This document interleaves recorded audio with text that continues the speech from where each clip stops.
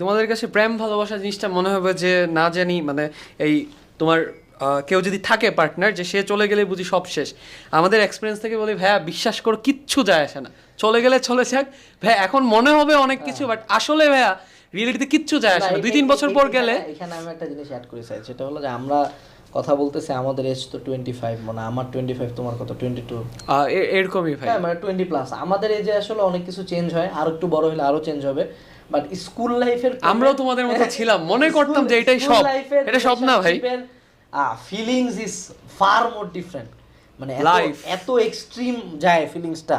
মানে প্রথম বয়সন্ধিকাল না, আমার তো হরমোন প্রোডাকশন ম্যাক্সে আছে, মানে ম্যাক্স পুরো পিকে আছি আমি। সো ওখানকার ফিলিংসগুলো ডিফারেন্ট হয়। বাট আমার স্কুল লাইফে সব কটা গার্লফ্রেন্ডের বিয়ে হয়ে গেছে।